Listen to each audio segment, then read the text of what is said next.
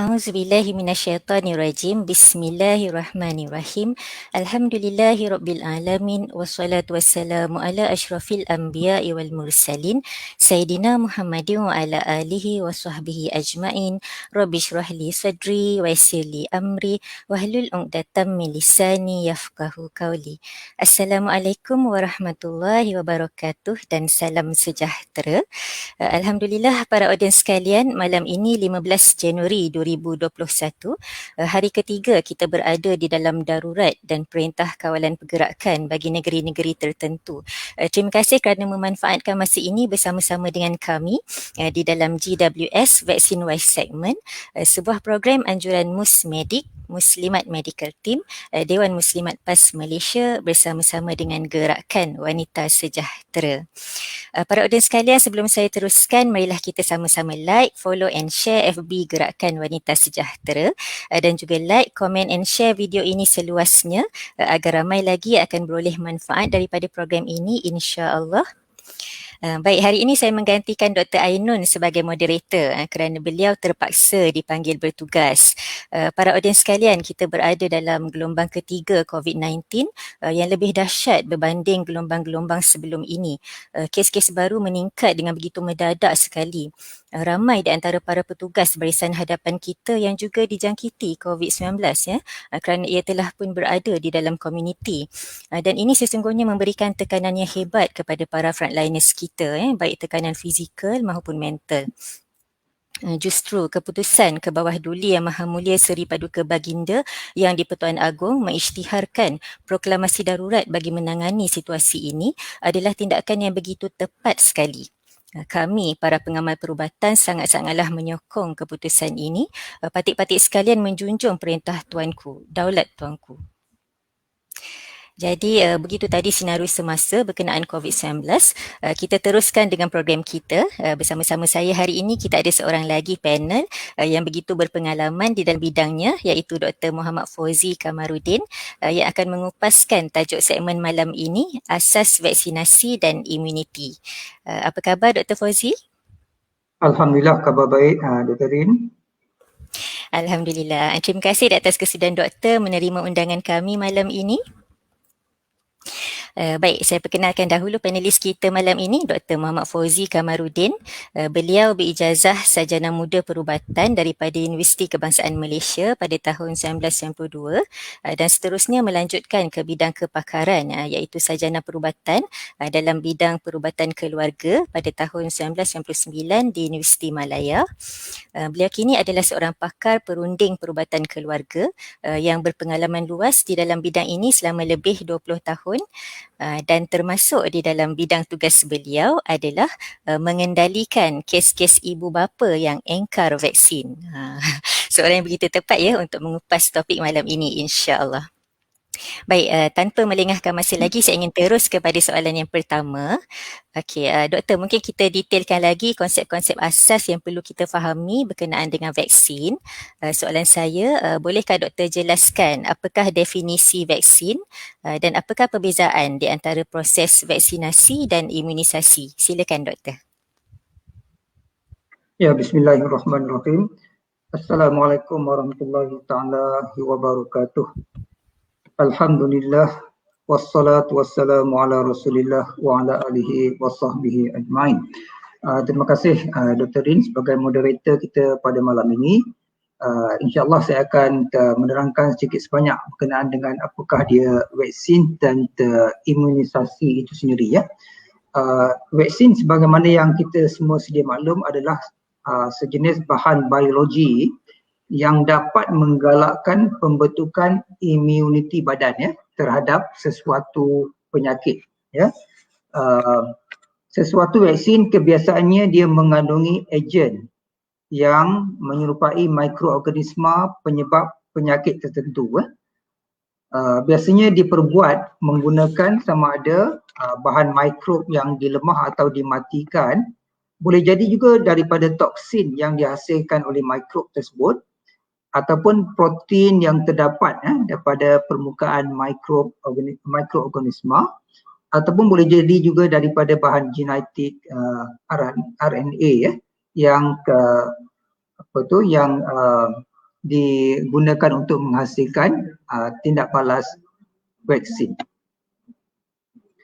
Vaksinasi yang kita maksudkan, vaksinasi ni adalah suatu proses untuk memberi vaksin, ya. Biasanya melalui suntikan lah. Sementara imunisasi pula ialah proses pembentukan pertahanan badan, ya, ataupun sistem immunity badan ataupun sistem kekebalan badan, yang selalunya imunisasi ini diberi menggunakan perantaran vaksin, ya. Saya minta maaf, banyak terma-terma yang para penonton terpaksa faham di sini, ya. Dia vaksin, apa dia imunisasi, apa dia immunity, apa dia sistem kekebalan badan, ya. InsyaAllah nanti saya akan ulang-ulangkan terma-terma ni supaya kita dapat lebih faham dengan lebih jelas, ya. Okey, baik, terima kasih Doktor. Tak mengapa, para audiens jangan bimbang, nanti Dr. Muhammad Fauzi akan menjelaskan kepada kita semua, maknanya mungkin mengulang-ulang supaya kita dapat tangkaplah apa yang Dr. Muhammad Fauzi ingin sampaikan kepada kita, insyaAllah. Jadi para audiens sekalian, fakta juga telah menunjukkan bahawa bagi setiap $1 yang dibelanjakan untuk imunisasi, memberi penjimatan $16 dari segi impak penyakit terhadap kos rawatan, kehilangan sumber pendapatan dan produktiviti negara disebabkan penyakit. Jadi bukan sedikit ya kesan penjimatan ini, tapi saya percaya nanti Dr. Fauzi akan terangkan lebih lanjut kot berkenaan hal inilah. Okey, baik, soalan kedua Doktor. Dalam segmen minggu lepas, Dr. Suhazili ada menyentuh secara ringkas mengenai sistem imun tubuh kita. Jadi bolehkah Doktor perincikan lagi tentang sistem imun tubuh kita ini? Silakan Doktor. Ya, sistem imun tubuh kita ini adalah suatu anugerah Allah Subhanahu Wa Taala yang sangat kompleks. Dia memberi kesan yang besar terhadap badan kita, ya. Tanpa sistem imun ataupun sistem kekebalan ataupun sistem pertahanan, tentulah badan kita akan musnah dengan begitu cepat apabila diserang oleh apa-apa ejen luar, ya. Sama ada mikroorganisme ataupun apa-apa bahan saja yang masuk ke badan kita. Tetapi alhamdulillah dengan adanya sistem imun ni, badan kita dia dapat menghalang daripada kesan-kesan sampingan dari bahan-bahan asing tersebut, ya. Sistem imun badan kita ni terdiri daripada dua yang boleh saya ringkaskan, ya. Sama ada sistem kekebalan yang semula jadi ataupun sistem yang kita namakan sistem adaptif ataupun yang diperolehi, ya. Yang dikatakan semula jadi itu sebagai contoh adalah halangan fizikal kulit kita, kan. Kulit kita ni sebenarnya adalah sistem pertahanan badan kita yang utama. Tanpa kulit sudah tentulah kuman-kuman dengan mudah akan menyerang badan kita, ya. Selain pada kulit, kita juga ada membran mucus seperti contoh yang terdapat dalam air liur, air mata, hingus dan sebagainya. Ini semua adalah sistem pertahanan badan, ya.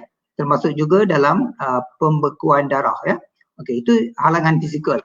Kemudian kita juga ada halangan kimia seperti asid dalam gastrik, dalam asid dalam perut kita, asid gastrik dalam perut.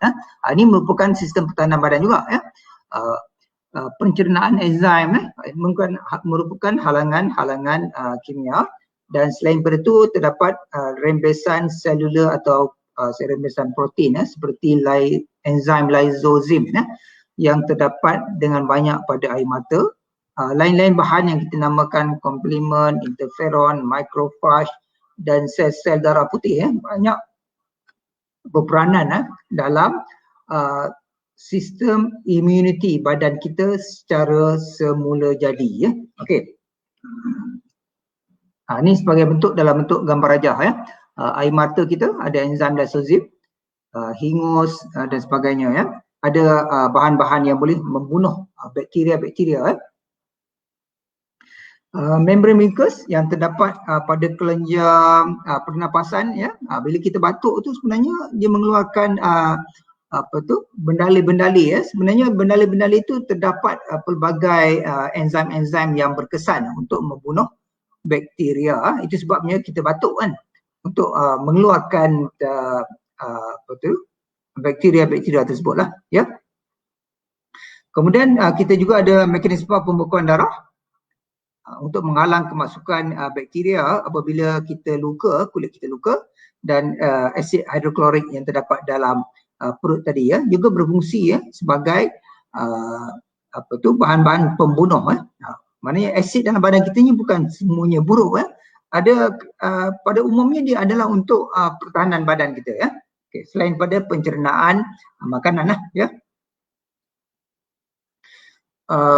Keradangan, proses inflamasi, ya. Sebagai contoh, apabila badan kita luka atau kita ditikam oleh paku sebagai contoh, kan, ya. So kita akan melihat berlaku pendarahan, kemudian berlaku pembentukan pembekuan darah, ya.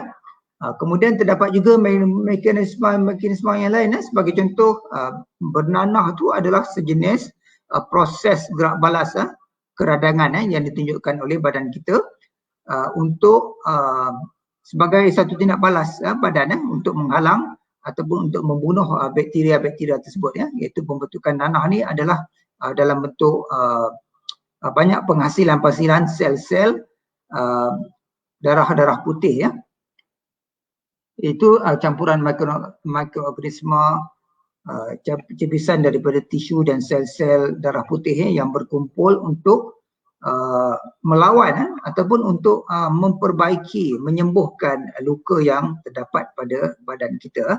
Ini adalah satu proses yang kompleks, bagaimana badan kita berfungsi, ya, untuk melawan apa sahaja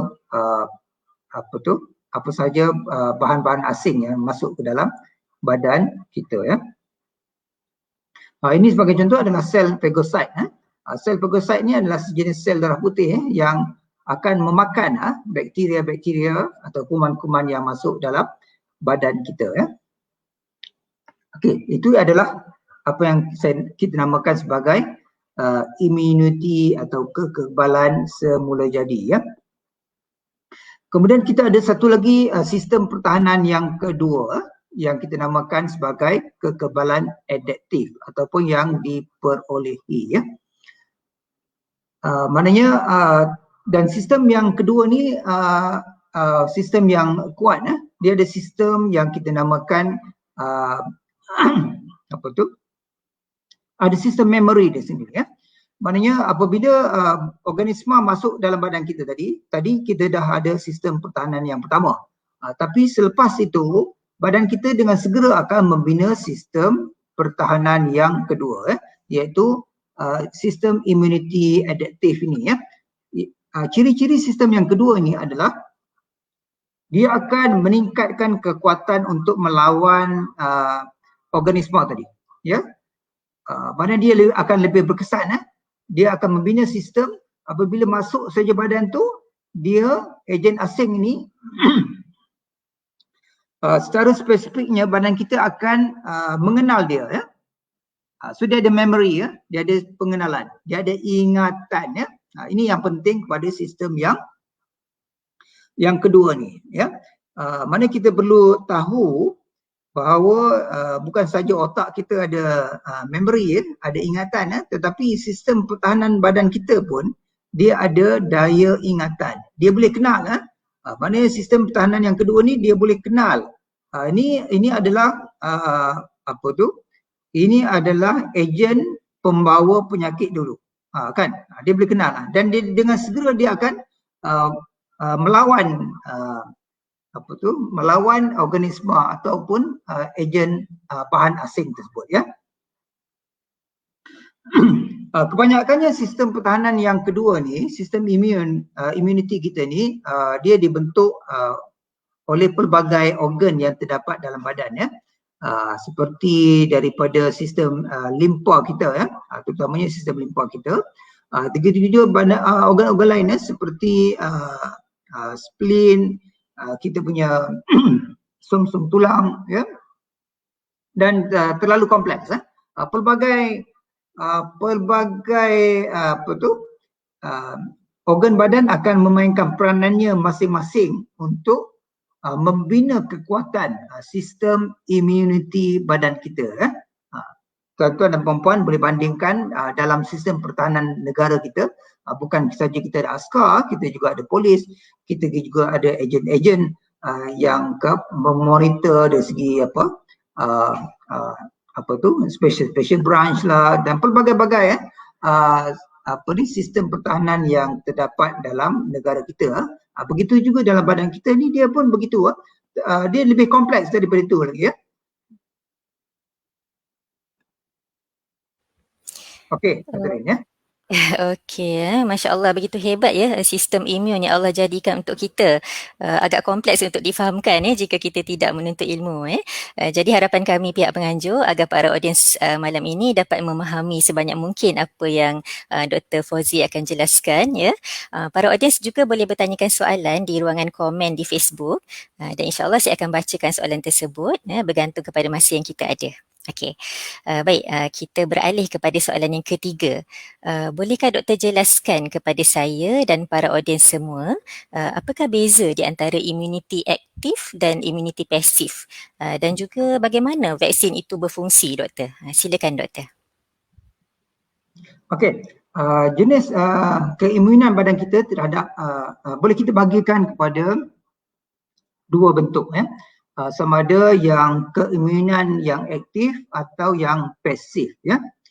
Apa yang kita maksudkan sebagai aktif adalah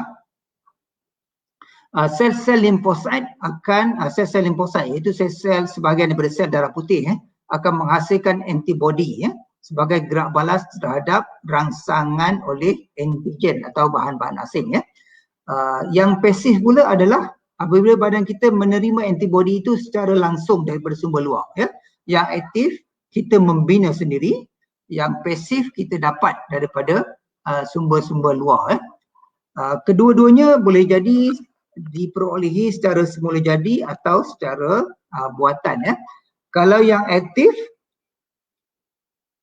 yang semula jadi adalah apabila kita sembuh daripada penyakit Maksudnya bila kita dapat sesuatu penyakit atau kuman masuk dalam badan kita secara semula jadi akan membina antibodinya sendiri Yang buatan adalah kita beri, sebagai contoh, kita beri suntikan vaksin Apabila kita beri vaksin, kita cuba untuk membentuk antibodi badan secara buatan Yang pasif, yang semula jadi sebagai contoh adalah apabila ibu menyusu So ibu menyusu, dia akan memberi anak dia dalam badan anak yang dalam kandungan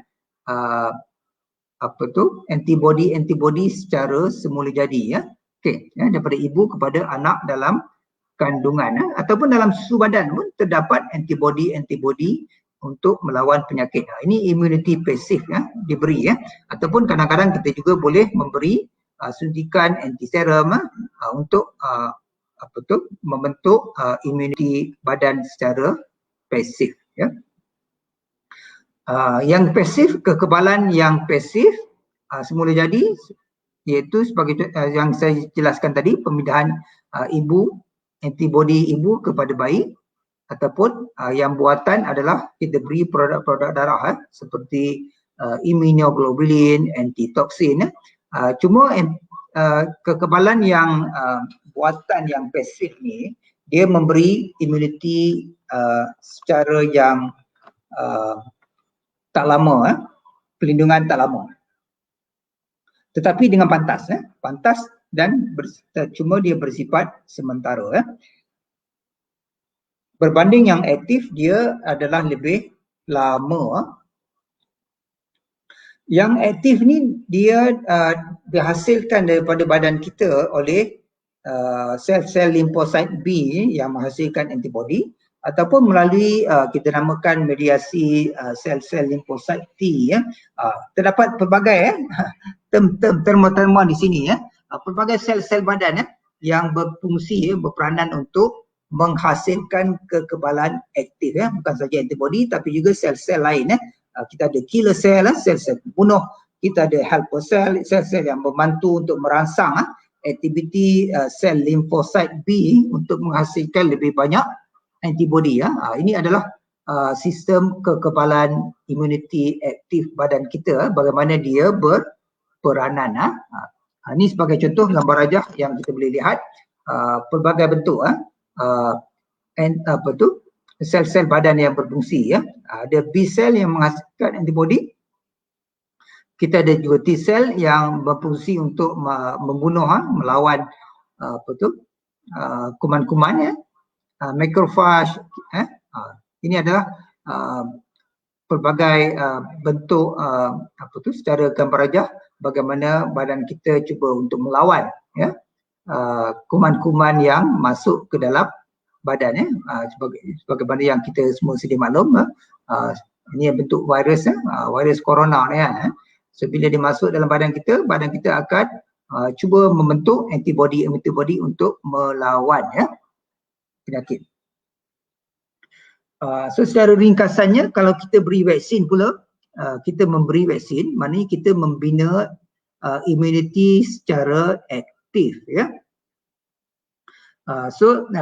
Vaksin ni dia akan memberikan suatu kekebalan dan ingatan ya, ada memory ya, ingatan imunologi yang serupa dengan jangkitan semula jadi ya, tetapi tanpa menyebabkan penyakit ya. So maknanya kita beri sedikit bahan ke dalam badan kita, suntikan badan kita akan membina antibody, tindak balas antibody ini, dan dia akan mempunyai sistem pengenalan ya. Maksudnya apabila kita berjumpa mungkin dalam masa beberapa bulan atau beberapa tahun yang akan datang, kita bertemu balik kuman ni. So badan kita telah ada sistem pengenalan immunity untuk melawan penyakit ya. Okay. Ini secara gambar rajah apabila kita beri vaksin ya. Kita beri vaksin, badan kita akan membentuk antibody ya. Seterusnya antibody ini dia akan membina dengan lebih banyak dan dia akan kenal semua mikroorganisme yang masuk dan dapat berfungsi dengan lebih baik ya untuk melawan penyakit ya. Okey, itu saja ya Dr. Baik, begitu tadi. Jadi ramai juga para audiens kita menyatakan ini seperti ulang kaji bagi mereka. Lama tak apa ni, mungkin para doktor ataupun para MA dan sebagainya kan. Lama tak dengar pelajaran ni kan. Jadi seperti teringat kembali zaman dahulu. Okey, kita recap semula. Immunity aktif terbahagi kepada semula jadi seperti apabila kita sembuh dari jangkitan penyakit dan juga buatan seperti selepas menerima suntikan vaksin. Okey. Dan imuniti pasif juga terbagi kepada semula jadi seperti antibody daripada ibu kepada anak dalam kandungan ataupun melalui penyusuan susu ibu dan juga buatan seperti pemberian suntikan antiserum dan vaksin berfungsi dengan menimbulkan imuniti aktif. Ya. Okey, kita terus kepada soalan yang keempat. Kita sering mendengar mengenai antigen dan antibody. Jadi apakah peranan antigen dan antibody ini dalam tubuh kita, doktor? Silakan doktor. Okey, mana pelajaran kita kali ini adalah berkenaan dengan basic imunologi ya.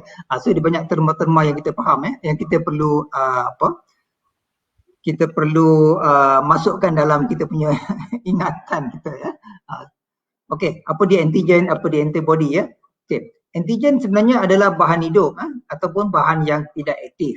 Dia boleh jadi protein ataupun polysaccharide yang mampu untuk menghasilkan tindak balas imun. Okey mana antigen ni adalah bahan asing tetapi boleh hidup boleh tidak hidup, dan dia yang penting adalah dia akan menghasilkan tindak balas imun badan kita ya. Okey. Mana badan kita mengenali dia sebagai suatu benda yang asing dan biasanya dia akan cuba untuk melawan ya.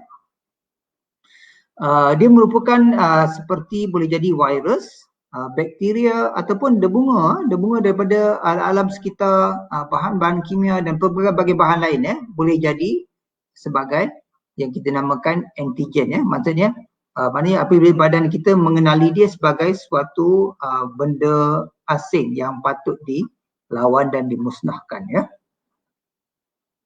Antibody pula adalah sejenis protein yang dihasilkan oleh badan sebagai tindak balas terhadap antigen. Okey, ya. So maksud dia bila antigen masuk dalam badan kita akan menghasilkan antibody untuk melawan antigen tersebut, ya. Terdapat pelbagai jenis antibody, ya, yang dihasilkan oleh badan, ya, yang kita namakan IgM, IgG, IgA dan sebagainya. Tetapi yang banyak dalam bentuk IgM dan IgG, ya. Dia berbentuk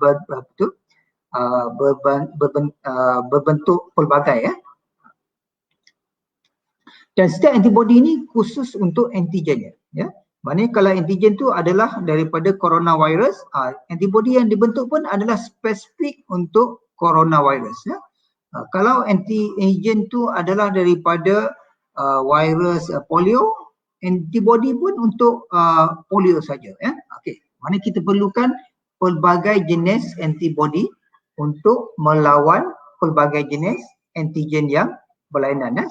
Kerana setiap antibody ini dia hanya kenal kepada antigen yang tertentu sahaja, ya. Dan tindakan antibody ini pun agak kompleks, ya. Dia pelbagai, ya. Ini saya ambil sebenarnya daripada buku sains biologi tingkatan 4 je ni, ya. Mana pada tuan-tuan dan perempuan yang mengikuti kelas kita pada malam ni boleh rujuk pada buku biologi tingkatan 4, ya. Ni budak-budak tingkatan 4 pun dah belajar dah ni, ya. Ya. Tindakan antibody dan proses-proses immunity, vaksinasi dan sebagainya, ya. Pelbagai maknanya antibody ini, bagaimana antibody ini dia memusnahkan antigen tadi melalui pelbagai jenis proses juga, ya. Ini yang saya katakan tadi, ya, begitu kompleks, ya, apa yang terdapat dalam badan kita. Subhanallah, ya. Mana kalau kita fikirkan bagaimana kemampuan sistem badan kita yang diciptakan oleh Allah Ta'ala yang begitu kompleks, ya, untuk bagi tujuan kesihatan badan kita, ya. So marilah sama-sama kita mensyukuri, ya, akan nikmat-nikmat yang begitu besar yang dijadikan oleh Allah Ta'ala kepada kita. Tanpa sistem begini, ya, mana badan kita tidak akan mampu hidup di dunia yang penuh dengan pelbagai agen-agen asing, ya, yang akan cuba untuk memusnahkan badan kita, ya. Sebagai contoh, antibody ini dia melalui proses pengaglutinan, ya. Maknanya dia pandai, ya, dia bijak antibody ni, ya. So dia berkumpul pada antigen, ya, antigen yang pada antigen, ya. Mana antibody akan berkumpul pada antigen tersebut, ya, dan dia akan mengenali, ya, bahan-bahan ni sebagai suatu benda asing, dan ada sel lain yang akan datang, sel fagosit akan datang untuk memusnahkan agen-agen asing ini, ya. Itu dinamakan pengaglutinan.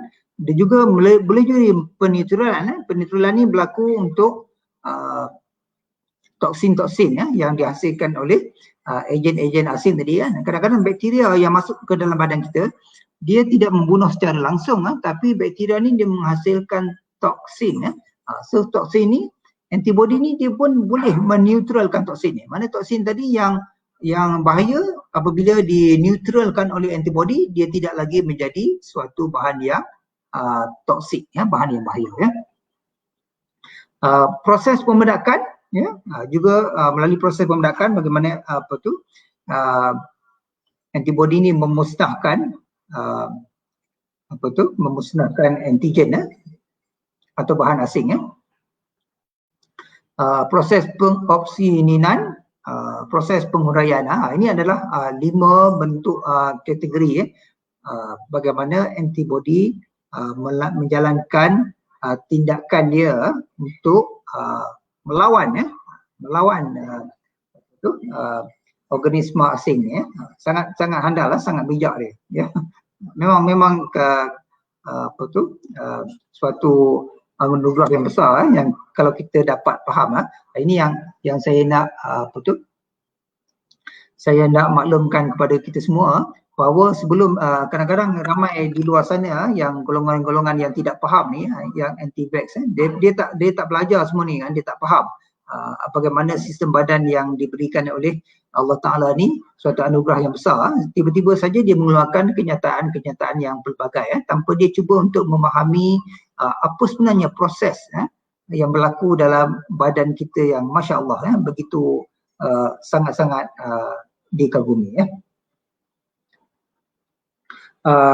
Kemudian saya juga ingin maklumkan di sini bahawa badan kita ni ada dua jenis sistem proses immunity kita ada dua jenis yang kita boleh bagikan sama ada kekebalan immunity primer ataupun yang sekunder yang kedua kan. Yang primer ni maksud dia adalah apabila organisma asing masuk ke dalam badan kita bila badan kita akan menghasilkan antibody kebanyakannya dalam bentuk IgM tapi pada lama-lama dia akan mengurang ini adalah kekebalan primer macam ni kekebalan primer pada peringkat permulaan apabila antigen tu masuk contohnya bila COVID-19 menyerang kita akan membina antibody so antibody tu mungkin bertahan setakat ni yang kita dapat maklumat dalam masa 6 bulan dia masih lagi berkesan maknanya bila kita dapat COVID-19 insya-Allah badan kita akan terlindung daripada COVID-19 dalam masa 6 bulan tu insya-Allah terlindung sebab badan kita telah membentuk antibody Tetapi apabila kita organisma tersebut menyerang untuk kali kedua kita akan membina yang kita namakan sebagai kekebalan sekunder iaitu badan kita akan membina lebih banyak antibody kebanyakan dalam bentuk IgG antibody dan dia lebih lama kekal dalam badan maknanya untuk kali ketiga insya-Allah badan kita akan lebih kenal dia dan lebih mudah untuk mempertahankan diri dia Itu yang kita namakan kekebalan sekunder. Maksudnya apabila kita memberi vaksin sebagai contoh, kita bukan beri vaksin yang pertama saja. Itu sebabnya vaksin COVID-19 insya-Allah yang akan kita perolehi bermula pada bulan hadapan di Malaysia. Dia diberi dalam bentuk 2 dos. Dos pertama dia membina antibody yang tak banyak, yang sedikit. Tapi apabila diberi dos yang kedua, antibody yang terbina akan lebih banyak terhasil. So badan akan berkesan dengan lebih baik apabila kita beri kekebalan sekunder ni Okey, ya betul. Okey, sekali lagi begitu kompleks untuk difahamkan.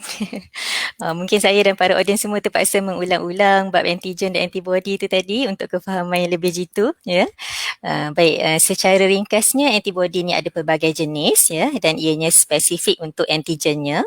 Okey, dan tindak balas antibody tu ada beberapa jenis juga, contohnya pengaglutinan, peneutralan, pemendakan, pengopsoninan dan penguraian dan immunity atau kekebalan itu ada 2 jenis iaitu immunity primer biasanya IgM dan immunity sekunder biasanya melibatkan IgG antibody. Okey, para audiens harap bersabar dengan kita, mungkin kita akan bacakan soalan di kemudian nanti selepas Dr. Muhammad Fauzi menjelaskan lebih lanjut. Okey. Baik, soalan seterusnya Doktor, vaksinasi. Apakah matlamat sebenarnya Doktor? Silakan Doktor. Ya, matlamat umum apa yang kita akan dapat daripada proses pemberian vaksin adalah yang pertama adalah untuk melindungi mereka yang berisiko tinggi iaitu kita namakan strategi imunisasi yang selektif ataupun yang untuk membasmi, menghapus dan mengawal penyakit. Ini kita namakan strategi imunisasi massal. So ada 2 jenis matlamat dia. Sama ada yang kita akan beri secara selektif ataupun secara yang lebih umum kepada semua orang bagi tujuan untuk membasmi penyakit atau menghapuskan atau mengawalkan sebagai contohnya dalam proses pembasmian penyakit misalnya penyakit cacar air cacar air telah dibasmikan di seluruh dunia. Kalau mungkin kita semua tidak pernah berhadapan dengan cacar air ni, iaitu kuman smallpox ya. Tapi di tahun-tahun 50-an, 60-an penyakit ni adalah sangat sangat bahaya. Maknanya dia lebih bahaya daripada COVID-19 ni ya. Dia boleh menyebabkan kematian pada kadar 30% atau lebih mereka yang dijangkiti boleh mati akibat penyakit smallpox ya. Kalau yang penghapusan setakat ni polio, insya-Allah polio kita telah hapuskan ya. Maknanya tidak ada lagi penyakit tu di Malaysia. Cuma dia mungkin ada di kawasan-kawasan lain ya, masih terdapat polio. Kalau terdapat di Malaysia pun adalah dalam bentuk yang import yang daripada warga-warga asing sebagai contoh ya. Untuk kawalan sebagai contoh penyakit tetanus ya, tetanus di kalangan neonatal anak-anak yang baru lahir ya. So kita dapat kawal yang kalau berlaku pun terlalu jarang di Malaysia ya. Ini akibat daripada proses pemberian tetanus vaksin ya kepada ibu-ibu mengandung ya. Itu adalah matlamat yang vaksin ya. Okey, baik. Doktor, saya bacakan soalan daripada para audiens kita. Ya, soalan daripada Puan Normah Ramli. Okey, beliau bertanya, bagaimana kita boleh menolak untuk tidak menerima vaksin tak lama lagi? Jika menolak akan dikenakan denda. Saya sememangnya menolak vaksin untuk COVID ni. Puan Normah berkata begitulah. Dan kemudian Puan Aisyah Zuhaira membalas, biasanya doktor akan konsult dulu kenapa tak nak vaksin. Hak asasi masing-masing cara ikhtiar, tak perlu paksaan. Itu yang dikatakan oleh Puan Aisyah Zuhaira lah. Jadi sebagai seorang yang lama terlibat di dalam bidang ini dan juga memberikan nasihat kepada parents-parents yang ingkar vaksin, mungkin doktor boleh kongsikan pengalaman doktor ataupun untuk menjawab persoalan tadi. Bagi mereka yang menolak vaksin, dalam pengalaman yang saya lalui kebanyakannya mereka dia kurang faham apa dia sebenarnya vaksin ya. Okey ya. Tetapi insya-Allah sekiranya mereka dapat memahami dengan lebih baik apa sebenarnya vaksin dan apa tujuan dan sebagainya, insya-Allah mereka akan dapat menerima vaksin ya. Kecuali kalau mereka memang ada agenda-agenda lain ya. Sebagai contoh mereka terlibat dalam bisnes bisnes untuk menjual produk-produk. Ni kadang-kadang mereka menggunakan produk-produk mereka sebagai pengganti vaksin tapi sebenarnya produk-produk tersebut tidaklah berkesan untuk melawan penyakit-penyakit sebagaimana yang terhasil oleh vaksin. InsyaAllah dalam slide-slide berikutnya saya akan menerangkan dengan lebih lanjut berkenaan dengan kenapa kita memberi vaksin ya. Okey, Catherine ya. Okey, baik-baik.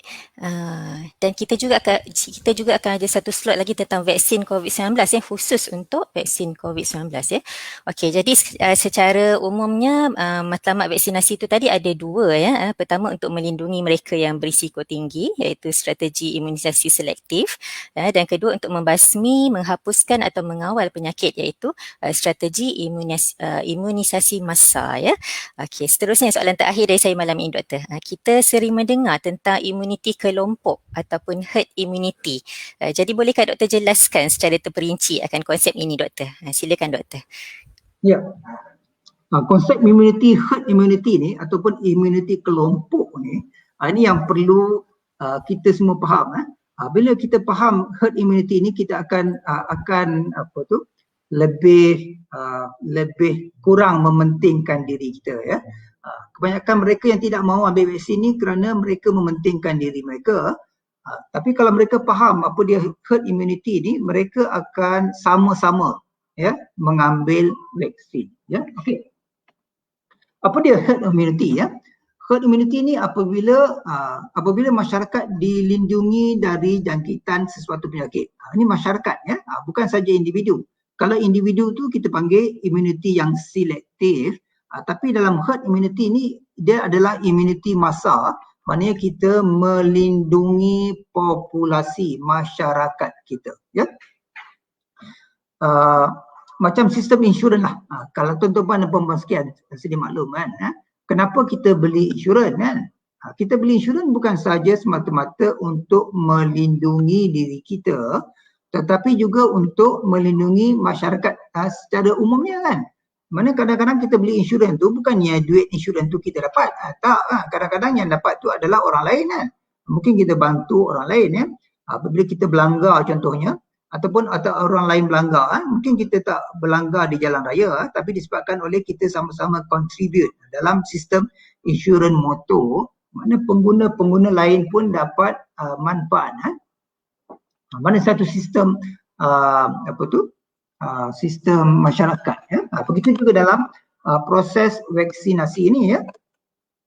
Bila kita bina herd immunity, maknanya masyarakat kita secara umumnya akan terlindung ya. Maknanya kebaikan tu bukan saja kita yang dapat, tetapi masyarakat kita semua pun akan dapat ya. Okey ya, itu herd immunity ya. Mana kita membina sistem immunity kelompok ataupun sistem immunity masyarakat ya. Bukan diri kita saja ya. Okey. Mana kalau kita faham daripada firman Allah Ta'ala, man qatalan nafsan bi ghairi nafs aw fasadin fil ard fakannama qatalan nasa jami'a, maka barang siapa yang membunuh sesuatu nyawa, bukan saja dia membunuh dirinya sendiri, bukan dia saja membunuh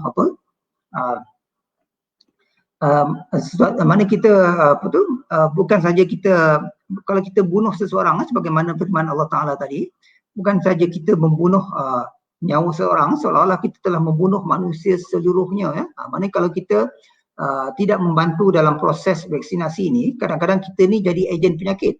Sebila kita jadi ejen penyakit ni, maknanya kadang-kadang bukan saja kita membunuh seorang nyawa sebenarnya, tapi dia akan melibatkan semua orang, satu masyarakat pun akan terkesan apabila kita tidak mengambil vaksin ataupun apabila kita menjadi ejen pembawa penyakit ya. Kadang-kadang kita tidak sedar sebagaimana yang berlaku dalam COVID-19 ya, boleh katakan 90% yang ataupun 80%, 90% lebih ya daripada mereka yang mendapat COVID-19 dia tidak simptom tapi dia juga boleh menyebarkan penyakit ya.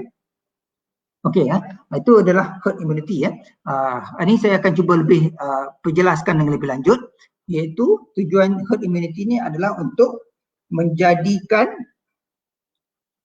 kita rentan terhadap jangkitan tanpa kita perlu mendapat penyakit ya. Maknanya kita memberi vaksin tanpa kita dapat penyakit, kita dapat membina immunity kelompok dan kita juga cuba akan mengurangkan saiz populasi yang rentan ya, yang mudah mendapat jangkitan.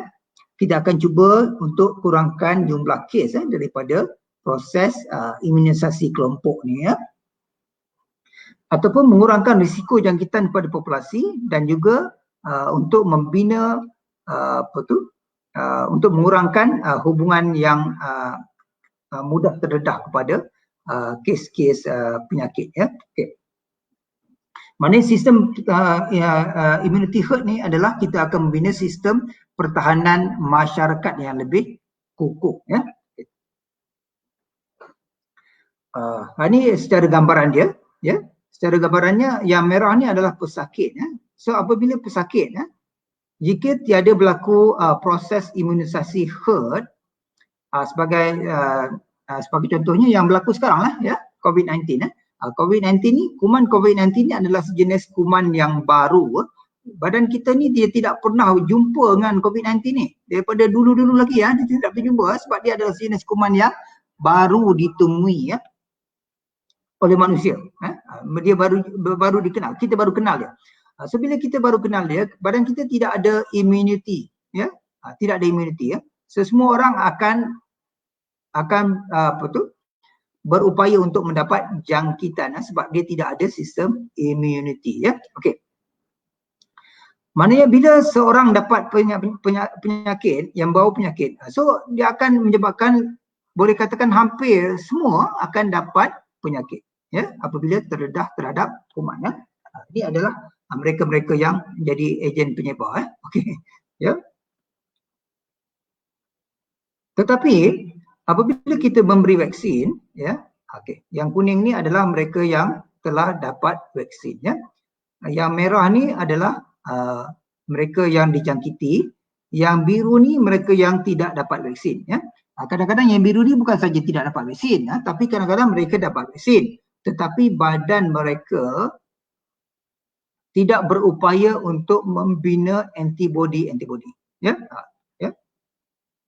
Kebanyakannya kadang-kadang golongan-golongan pesakit yang kita namakan pesakit immunocompromised, ya, badan dia tidak berupaya untuk membina antibody, ya. Sebagai contohnya mereka yang ada warga-warga emas yang usia tua kan, badan mereka telah lemah untuk membina antibody yang berkesan, ataupun mereka yang ada penyakit HIV, penyakit kanser, mereka yang menjalani rawatan-rawatan kemoterapi, ya. So mereka-mereka ini badan mereka adalah lemah. So dia apabila kita beri vaksin pun kadang-kadang dia tidak berupaya untuk membina antibody yang berkesan, ya. Mana itu tujuan kita untuk memberi vaksin, ya, untuk melindungi, ya, bukan saja diri kita, terutamanya masyarakat yang lemah tadi, ya. Terutamanya golongan kanak-kanak pun satu golongan yang berisiko tinggi untuk dapat penyakit, ya. So sekiranya ramai masyarakat kita yang menerima vaksin, ya, apabila herd immunity telah terjadi, apabila seseorang tu dia mendapat penyakit, ya, dia tidak berupaya untuk menyebarkan penyakit tu dengan lebih meluas, ya. So dia akan sebarkan kepada mereka-mereka yang tidak ambil vaksin saja, ya. Okey, macam tu, ya. Ini adalah fungsi herd immunity, ya. Maknanya masyarakat kita tidak terjangkit dengan begitu meluas, ya, berbanding dengan kalau tidak ada herd immunity, dalam kes COVID sekarang, ya. So kita lihat bahawa kita tidak ada immunity, sesiapa saja dengan mudah akan dapat jangkitan, ya. Okey, itu imunisasi herd, ya, yang kita nak capai, herd immunity, ya. Tapi kita juga ada konsep yang lain, ya, iaitu imunisasi yang selektif, yang kita berikan kepada golongan-golongan yang tertentu sahaja, ya. Ini tidak beri semua. Kita beri sekarang macam sekarang, ya. Kita beri kumpulan-kumpulan yang berisiko tinggi, ya. Contohnya imunisasi pneumococcus, ya. Pneumococcus ni kita beri kepada siapa? Kepada mereka yang nak pergi ke Mekah, ya. Pergi haji, kan. Sebab di sana banyak kes-kes meningococcal, pneumococcal. So kita beri pneumococcus, meningococcal vaksin, ya. Ataupun mereka yang ada risiko pekerjaan, kita beri hepatitis B, pengembara di negara-negara Afrika yang banyak yellow fever, demam kuning, rabies dan sebagainya, kita beri vaksin-vaksin yang tertentu, ya. Begitu juga untuk kawalan wabak. So kita beri vaksin yang agak selektif, berbanding dengan strategi yang pertama tadi lain, ya. Strategi yang pertama adalah untuk immunity herd, ya. Itu lain strategi dia, ya. Okey, sekian, ya, Dr. Rin, yang dapat saya sampaikan berkenaan dengan apa dia asas vaksinasi dan proses-proses imunisasi secara ringkas, ya.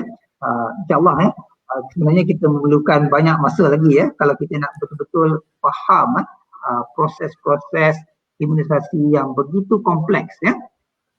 Tetapi dia adalah suatu benda yang sangat-sangat mujarab untuk kita semua, insyaAllah, ya. Ya, Doktor. Banyak sangat soalan daripada audiens ni. Saya pun tak tahu nak baca yang mana satu ni. Okey, sekarang ni kita sebenarnya go back to basic, ya. Kita nak audiens dengar dahulu daripada basicnya.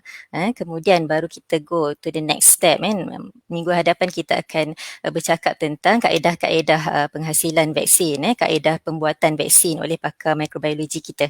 Tapi mungkin ada sedikit soalan yang kita boleh bacakan. Contohnya Puan Safina Ahmad bertanya, sejauh mana vaksin COVID ini selamat? Berapa lama human test dibuat? Mungkin doktor boleh sentuh sedikit mengenai phases of clinical trials, doktor? Okey, ya. Sebenarnya untuk makluman semua, secara umumnya saya nak beritahu di sini bahawa vaksin adalah satu bahan perubatan, satu alat perubatan yang sangat mujarab dan sangat-sangat selamat ya, berbanding dengan apa-apa intervensi perubatan yang ada sekarang ya. Contohnya kita makan ubat ya. Makan ubat tu bahaya ke selamat ya? Sebenarnya makan ubat tu banyak risiko dia lebih tinggi ya berbanding dengan pemberian vaksin ya. Okey.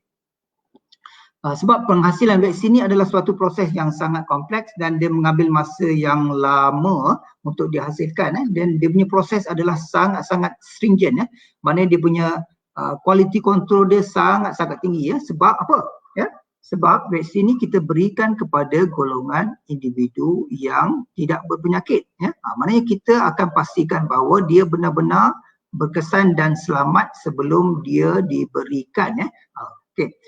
Cuma dalam kes COVID-19 ni, isunya sekarang ni adalah kita beri secara kecemasan ya.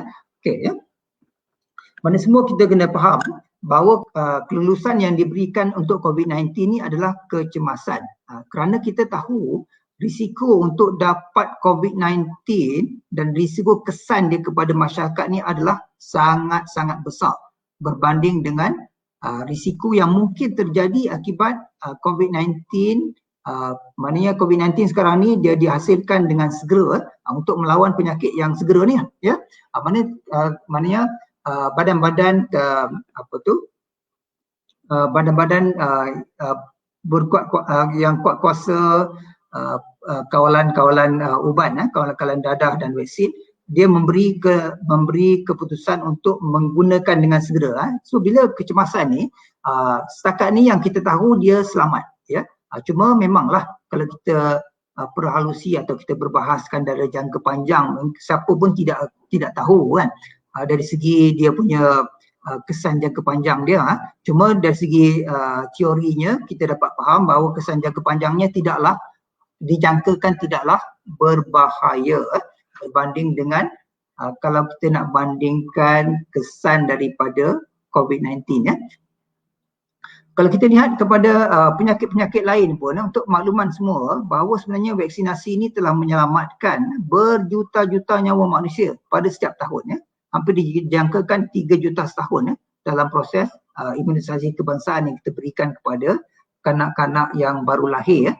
Berbanding kalau kita tidak beri vaksin, apa jadi ya? Mana kalau kita tidak beri vaksin, sebenarnya banyak nyawa-nyawa yang yang akan mati ya akibat daripada tidak mengambil vaksin ya. Kalau ambil vaksin mati tak? Mungkin ada kesan sampingan daripada vaksin tu. Ada juga yang dapat allergic reaction. Tapi berapa ramai yang dapat allergic reaction daripada kesan pemberian vaksin? Tak ramai. Ya, boleh katakan dalam 1 juta tu adalah dari Malaysia. Yang kita akan jumpa mungkin 1 atau 2 paling ramai pun ya yang berlaku kesan sampingan yang sangat-sangat bahaya. Tapi kesan-kesan sampingan yang tidak bahaya tu memang ada banyak sikit. Sebagaimana yang saya katakan tadi, sekali lagi saya nak jelaskan, kalau kita faham ya, kalau kita nampak ataupun kita berhadapan sebagaimana yang pengalaman saya sendiri ya, berpuluh-puluh tahun ni ya, itu pun tak cukup meluas lagi ya berbanding dengan mereka-mereka lain ya. Bahawa kesan pemberian vaksin ni di klinik-klinik kita beri beribu-ribu orang di klinik saya pun beribu-ribu orang, tapi saya tak jumpa lah yang ada dapat kesan vaksin dapat sampai mati, tak ada lagi ya. Mungkin ada kesan reaction allergic tu mungkin ada, tapi sebenarnya tidak begitu bahaya. Kalau yang bahaya tu mungkin pun setahun sekali kita jumpa daripada beribu-ribu yang dapat vaksin. Tapi alhamdulillah setakat ni banyak penyakit yang kita dapat cegah dengan pemberian vaksin ya. Okey, itu yang mungkin dapat saya perjelaskan sekali lagi. Terima kasih Tuan. Ya, ada banyak lagi soalan tapi mungkin saya scan through. Ada Puan Esa yang mengatakan saya dengar berita ramai rakyat Amerika dapat penyakit kronik selepas ambil vaksin. Tapi ini rasanya boleh kita kita query lah kenyataan ni. Mungkin Puan Esa kena semak balik maklumat yang diperolehi kerana penyakit kronik itu bermaksud penyakit yang dalam jangka panjang ya. Macam contohnya diabetes, ia tidak terjadi dalam sekelip mata Jadi macam mana kita tahu tu rakyat Amerika mendapat penyakit kronik selepas ambil vaksin ni lah.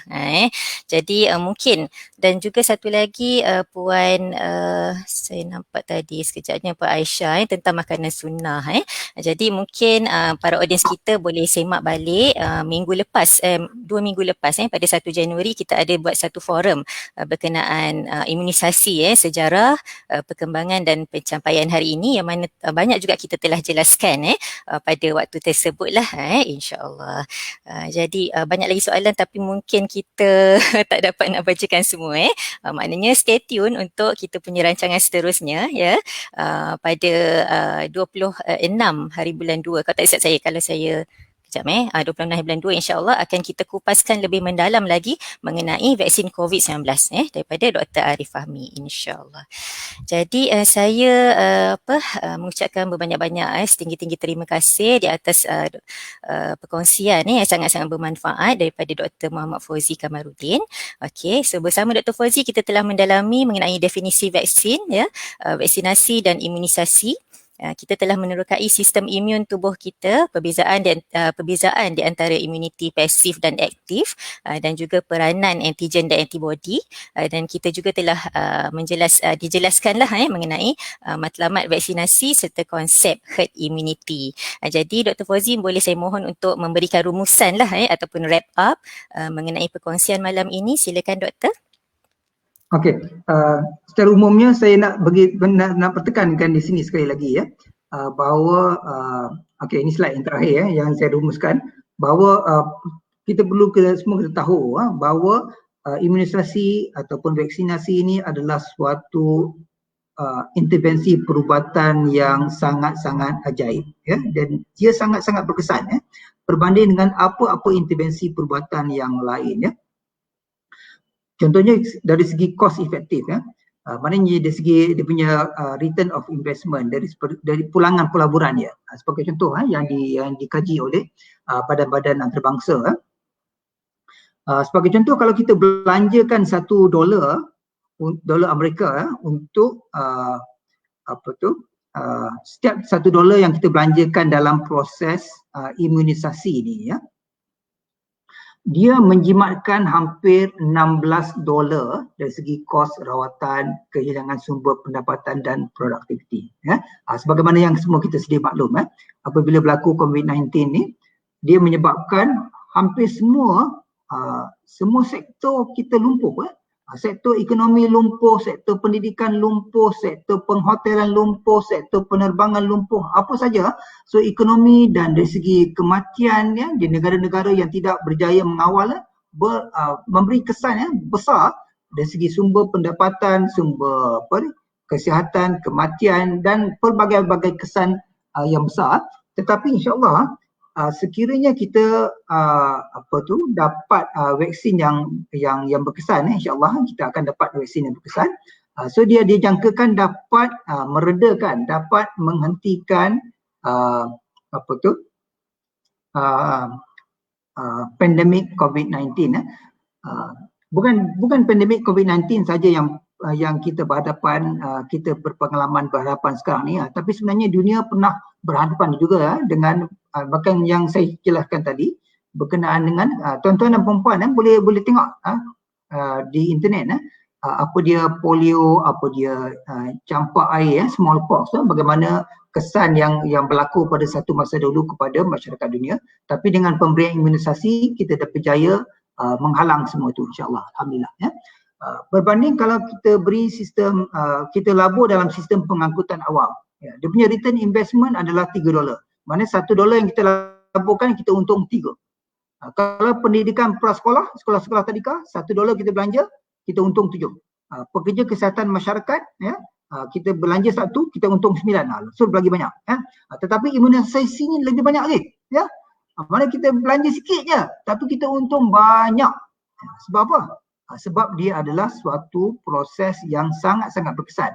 Kita beri imunisasi yang murah, yang mudah untuk diberi, tapi kesan dia adalah sangat-sangat besar. Itu yang saya nak rumuskan di sini, bahawa tuan-tuan dan puan-puan semua, kalau kita cuba untuk memahami dengan lebih mendalam, insya-Allah kita akan terbuka berkenaan dengan terbuka hati kita untuk menerima vaksin ni ya. Okey ya. Ini sebagai contoh di Poland apabila pemberian vaksin vaksin di sini adalah vaksin campak so bila sebelum tahun 74 sebelum ada vaksin polio banyak kes campak yang berlaku tetapi bila diberi vaksin polio hampir campak hampir hilang, hampir reda dan dikawal dengan lebih baik. Itu yang rumusan yang saya nak sampaikan di sini adalah proses vaksinasi, imunisasi ini adalah suatu keajaiban, suatu proses intervensi perubatan yang sangat-sangat berkesan, bukan saja berkesan dari segi untuk mengurangkan beban penyakit, mengelakkan penyakit, menyelamatkan nyawa, tetapi juga dia kos yang kita laburkan dia terlalu murah berbanding dengan kesan yang kita akan dapat daripada proses vaksinasi ini. InsyaAllah itu saja yang dapat saya simpulkan supaya semua kita terbuka untuk menerima vaksin apa-apa saja vaksin yang dianjurkan kepada kita ya, insyaAllah.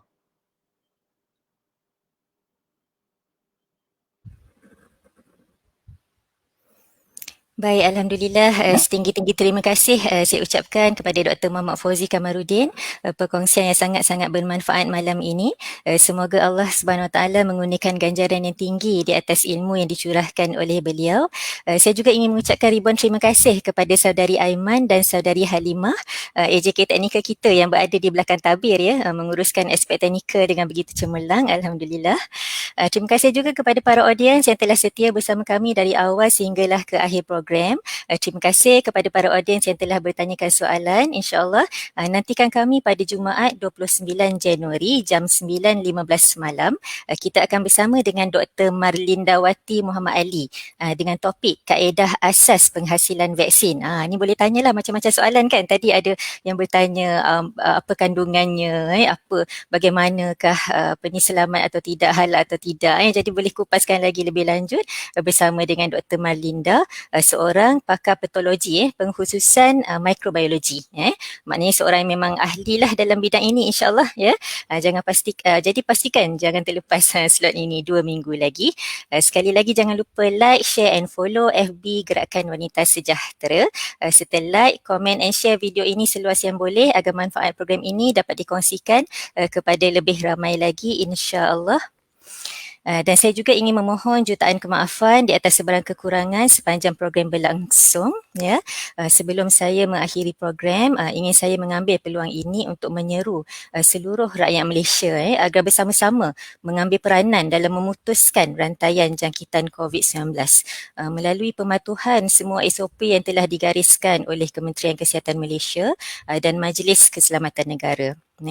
Dan kami juga ingin menyeru agar semua pihak bersatu hati, berganding bahu serta berjiwa besar untuk mengenepikan sebarang perbezaan pandangan, sebarang perbezaan politik bagi memastikan fokus kita hanya tertumpu kepada permasalahan rakyat ekoran wabak COVID-19 ini. Jadi para audiens sekalian, bersama kita doakan agar petugas barisan hadapan kita terus kukuh dan bersemangat dalam menghadapi pandemik ini dan semoga situasi COVID-19 di negara yang tercinta ini dapat dikawal dengan segera insya-Allah. Baik, marilah kita sama-sama merenungi firman Allah Subhanahu Wa Taala dalam surah An-Nisa ayat 59. A'udzubillahi minasyaitonirrajim. Ya ayyuhallazina amanu atti'ullaha wa atti'ur rasul wa ulil amri minkum. Fa in tanaza'tum fi syai'in farudduhu ilallahi war rasul in kuntum tu'minuna billahi wal yaumil akhir zalika khairun wa ahsanu ta'wila. Hai orang-orang yang beriman, taatilah Allah dan taatilah Rasulnya dan ulil amri di antara kamu. Kemudian jika kamu berlainan pendapat tentang sesuatu, maka kembalikanlah ia kepada Allah dan Rasulnya jika kamu benar-benar beriman kepada Allah dan hari kemudian. Yang demikian itu lebih utama bagimu dan lebih baik akibatnya. Saya sudahi dengan wabillahi taufiq wa hidayah. Wassalamualaikum warahmatullahi wabarakatuh. Kita akhiri majlis kita dengan tasbih kafarah dan surah Al-Asr.